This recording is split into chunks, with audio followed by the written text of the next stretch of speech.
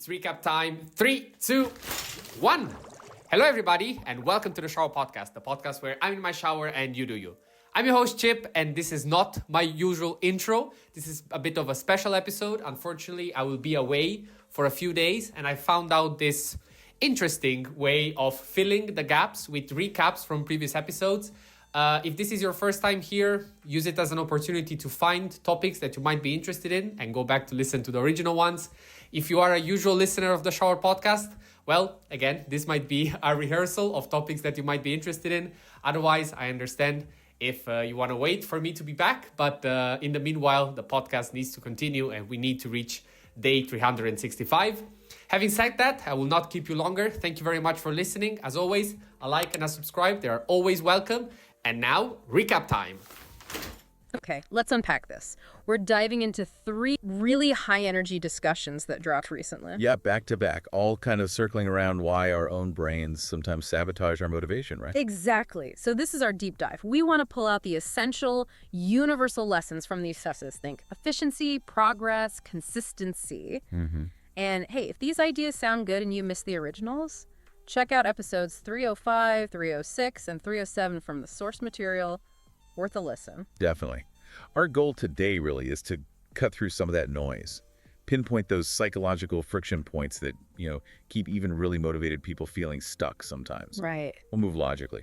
First, how we actually approach the work, the effort itself. Okay. Then how we measure if that effort is paying off. Is it successful? Makes sense. And finally, wrapping up with the strategy needed to keep a big, long-term project going. Sustainability. Okay, so that brings us right to the first big idea, the one from episode 305. The suspicion we have about the easy path. Yes, the effort illusion. Yeah. Why do we feel, almost instinctively, that if something was easy, it must be less valuable somehow? Yeah. Like it doesn't really count. Well, it's fascinating how the brain handles incomplete information. When we don't have perfect data about quality or value, Yeah. maybe we're not sure if a product's really good or if a solution will last. Uh-huh. Effort becomes this really seductive proxy, a stand-in. Harder just feels safer. Sweat feels like proof you committed, So we default to thinking harder must be better. Pretty much. It's a mental shortcut. I mean, I see this all the time. If I spend, say, 3 weeks building some custom solution for a client, Right. even if honestly a template could have done it in an hour, I still feel this extra sense of legitimacy about the hard work. And that feeling, it's not random. It's rooted in something psychologists call effort justification. Okay, effort justification. Yeah. The second you pay a high cost, time, energy, money, whatever, your mind sort of unconsciously bumps up the perceived value of the outcome. Why does it do that? It's a way to reduce cognitive dissonance, that uncomfortable feeling when your actions and beliefs don't align. You basically tell yourself, hey, I wouldn't have gone through all that hassle for something mediocre. Ah, so it smooths things over mentally, makes you feel better about the grind you just endured. Exactly. It reduces the psychic cost of spending all that energy. It's like mental gymnastics to justify the struggle. And there's a related idea too, isn't there? The IKEA effect. Spot on, the IKEA effect. It shows we consistently overvalue things we built ourselves, or assembled, or even just tinkered with. Compared to identical stuff we just bought ready-made. Precisely. The value isn't really in the object itself, it's attached to our investment of time and effort.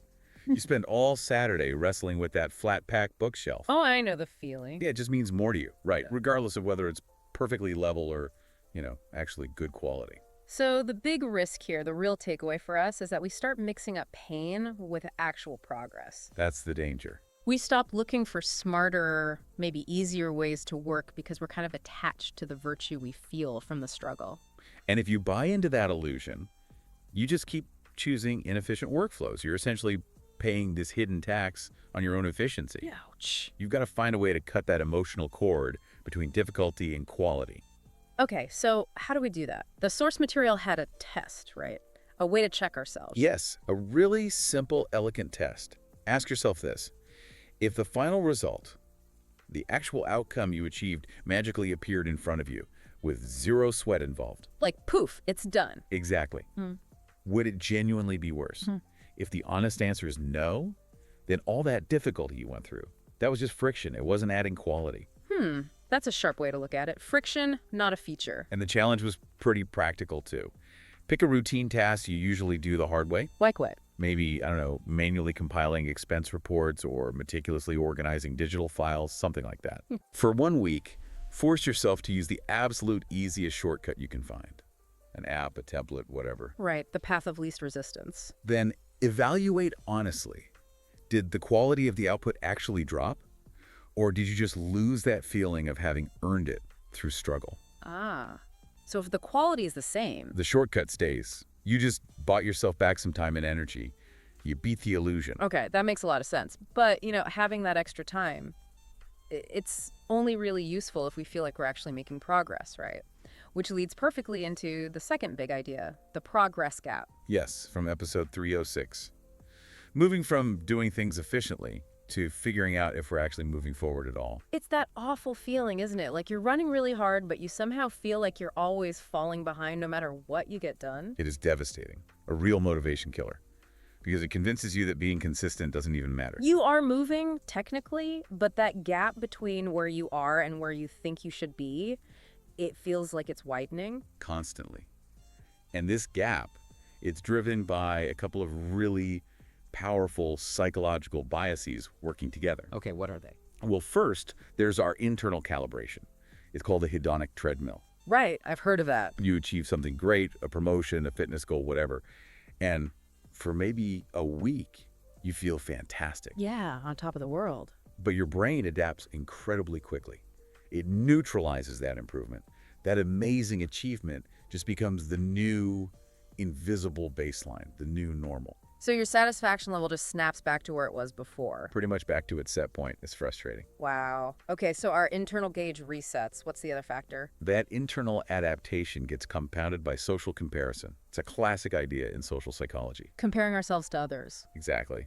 We don't usually measure our success against who we were last year. We measure it against the curated highlight reels of other people. Especially online, right?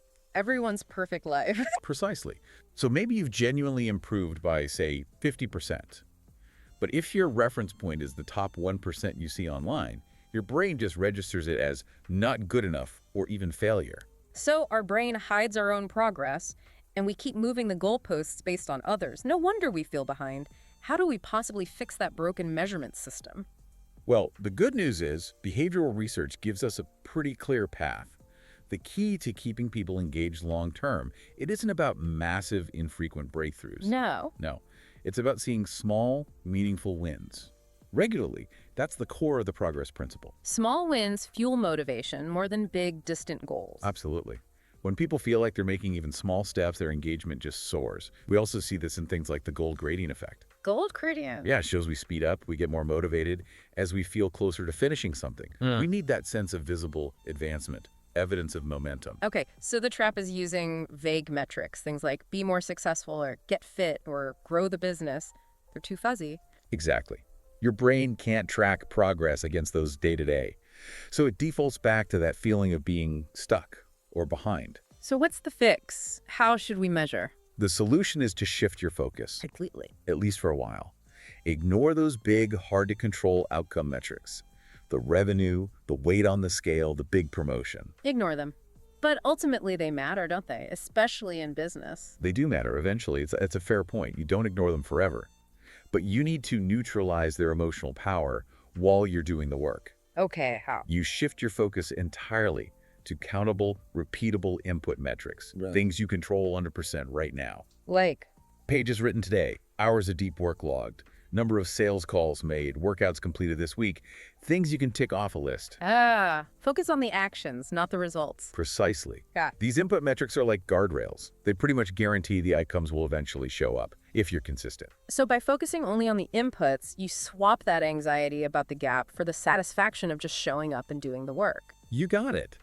You stop waiting for the big result to feel good. You celebrate the daily discipline instead. That's a powerful shift. And the mantra from the source was something like, when you feel that progress gap creeping in. Remind yourself, I'm not behind, I'm just in progress. I like that. I'm not behind, I'm just in progress. And taking that whole idea, measurable, visible, consistent progress, and applying it to the long haul. That's really what the third source, episode 307, was digging into. Right, the update about the long-term project, the shower podcast nearing its 365-day mark. Yeah, it gave some really interesting insight into the strategy needed to sustain something like that. It's not just about having ideas. It showed that keeping a project like that going requires a really deep understanding of your own rhythm, your capacity. Mm-hmm. The strategy wasn't just mixing up content styles, the main episodes, the quick weekend drops, the recaps when time was tight.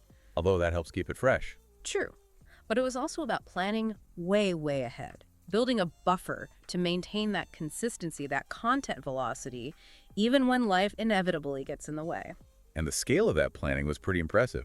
Preparing, 30 or 35 new discussions in advance? Just to cover a period away? Yeah, quite a backlog. That move right there. It perfectly shows applying the progress principle on a big scale.